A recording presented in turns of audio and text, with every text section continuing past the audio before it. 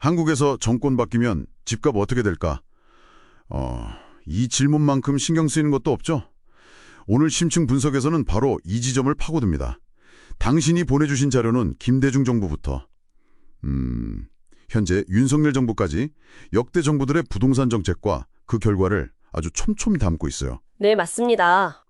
전국, 서울, 광역시, 또 기타 지방까지 주택이랑 아파트 가격 지수가 어떻게 변해왔는지, 각 정부의 정책 방향하고 실제 시장 반응, 또 당시 경제 상황은 어땠는지 이걸 좀 엮어서 살펴볼 텐데요. 특히 그 진보 보수 정권별로 상승률이 달랐던 건 정말 흥미로운 대목입니다. 맞아요. 근데 이 분석에서 진짜 건져야 할 건 단순히 어느 정부 때 얼마 올랐다. 이게 아니고요. 그보다는 정책하고 시장, 그리고 거시경제라는 큰 파도가 어떻게 서로 영향을 주고받는지 그 패턴을 읽는 거죠. 아, 패턴이요? 네.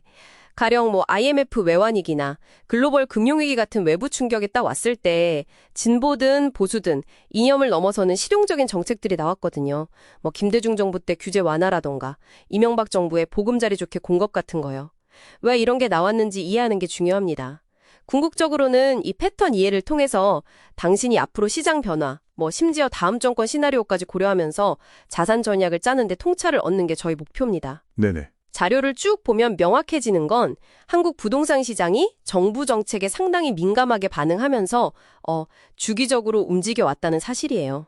근데 더 중요한 발견은 정권의 그 색깔만으로는 집값 방향을 예측하기 어렵다는 점입니다. 아, 2년만으로는 안 된다. 네, 오히려 금리나 유동성 같은 거시경제 환경, 그리고 구체적인 정책 내용, 또 그 타이밍, 이게 훨씬 더 결정적인 영향을 미쳤습니다. 그렇군요. 그럼 구체적으로 좀 들어가 보죠. 노무현, 문재인 정부 같은 진보 정부 시기를 보면요.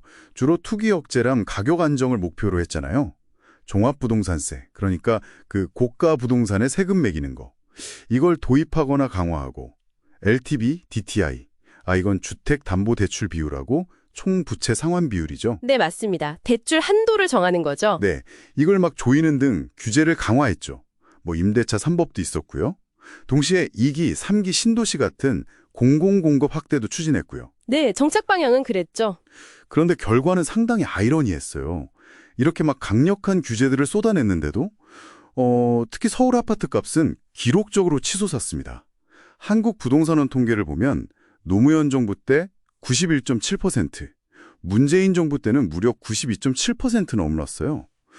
와, 이거 규제가 무색할 정도네요. 그렇죠. 수치만 보면 정말 그렇죠. 이게 단순히 당시 저금리나 유동성 탓만 하기엔 상승폭이 너무 큰 것 아닌가요? 혹시 정책 자체에 다른 요인은 없었을까요? 물론 저금리랑 유동성이 결정적이긴 했지만 그것만으로 다 설명되진 않죠. 말씀하신 대로 규제의 복잡성이나 시장의 그 빠른 적응력 이런 걸 좀 관가한 면도 있습니다. 또 규제를 피하려는 수요가 다른 지역이나 상품으로 옮겨가는 거, 그 풍선 효과라고 하죠. 아, 네네. 네, 그런 거나 아니면 미리 사두려는 가수요 같은 의도치 않은 부작용도 나타났고요. 신도시 공급은 또 발표부터 입주까지 시간이 오래 걸리는 시차 문제도 있었죠. 글로벌 경제 상황도 물론 무시 못할 변수였고요. 아, 복합적이군요. 그럼 반대로 이명박 박근혜 윤석열 정부 같은 보수 정부 시기는 어땠습니까? 대체로 규제 완화랑 시장 중심 공급, 거래 활성화 이걸 좀 선호하는 경향을 보였죠. 이명박 정부 때 보금자리 주택, 그거 주변 시세보다 싸게 분양했던가요? 네, 맞아요. 공공분양. 네. 그거랑 LTV, DTI 완화, 세금 감면, 재건축 규제 완화 이런 카드들을 썼는데요. 맞아요. 근데 이 시기 시장 결과도 뭐랄까 일률적이진 않았습니다. 이명박 정부 때는 아시다시피 글로벌 금융위기라는 외부 충격이 컸고요.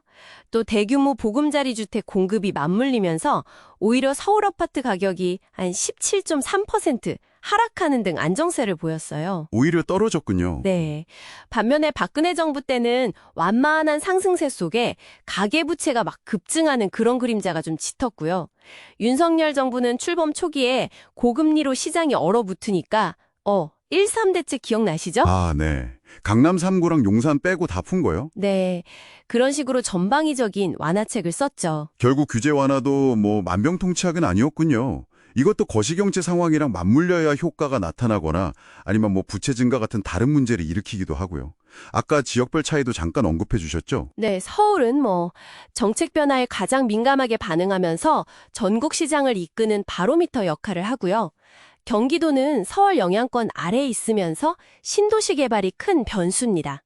반면에 광역시나 다른 지방은 전국적인 흐름을 따르면서도 그 지역 자체의 경제 상황이나 산업 구조, 인구 변화 같은 좀 국지적인 요인이 더 중요하게 작용하는 경향이 있어요. 자, 그럼 이런 과거 패턴들을 바탕으로 미래를 좀 생각해 볼까요?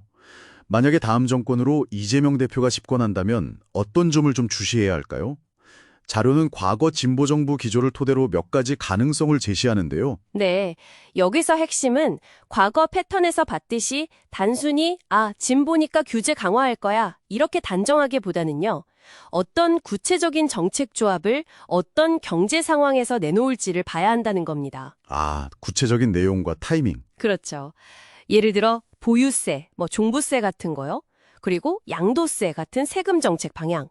또 LTV, DTI 같은 대출 규제의 강도, 그리고 주택 공급 계획, 그러니까 규모나 유형, 입지 같은 거요. 이 세 가지 축을 좀 면밀하게 살펴야 합니다. 물론 기준금리 같은 거시경제 변수는 기본이고요. 그리고 과거처럼 경제 상황에 따라서 예상과는 다른 실용적인 카드를 꺼낼 가능성도 염두에 둬야겠죠. 실용적인 선택죠. 네.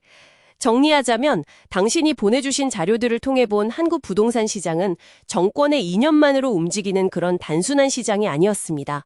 구체적인 정책 설계, 시행 타이밍, 당시의 국내외 경제 여건, 그리고 사람들의 심리, 이런 것들이 아주 복잡하게 얽혀 돌아가는 시스템이죠. 모든 정책에는 빛과 그림자가 함께 존재해왔고요. 네.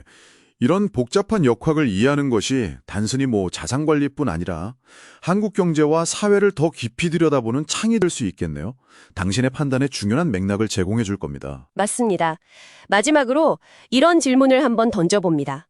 끊임없이 변하는 정부 정책과 또 예측 불가능한 글로벌 경제 환경 속에서 한국 부동산 시장의 장기적인 안정이란 과연 무엇일까요?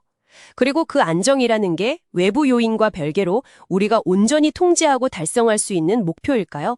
한번 깊이 생각해 보실 만한 질문입니다.